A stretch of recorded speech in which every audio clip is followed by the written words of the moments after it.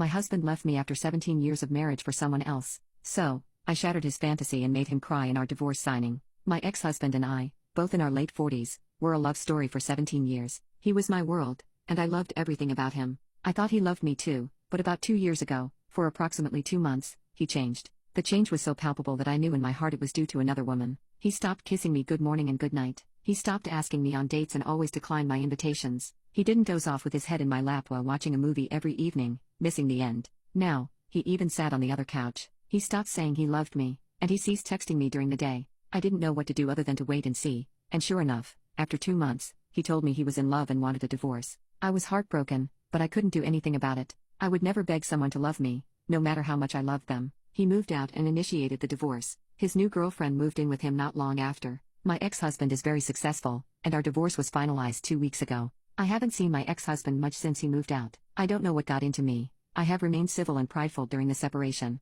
I was surprised he was with his lawyer because he just signed and didn't need to be there. I signed, and then I looked at him for the first time in 2 years, and without giving myself the time to pause and maintain my dignity, I smiled and said he had now lost the last woman who would ever know for sure she loved and saw him for who he is, not for his money or assets. He smiled at first, probably relieved that I was finally fine enough to look at him again. He complained to our son that I never looked at him anymore. His smile faltered and turned into shock, and then he started crying. I was terrified of what I had done and left almost running. I received a text from his girlfriend this morning filled with insults about me, my character, my looks, and my age. She mentioned that he was supposed to have proposed on Christmas with all the family present, but he didn't. He now refuses to discuss it with her or any of her family, and she seems to think it was my fault. I ruined their relationship. I blocked her, but I can't help but wonder if I did ruin their relationship. I even wonder if I care. All I know is that he looked so old and pathetic. I wonder if I ever really knew him or loved him.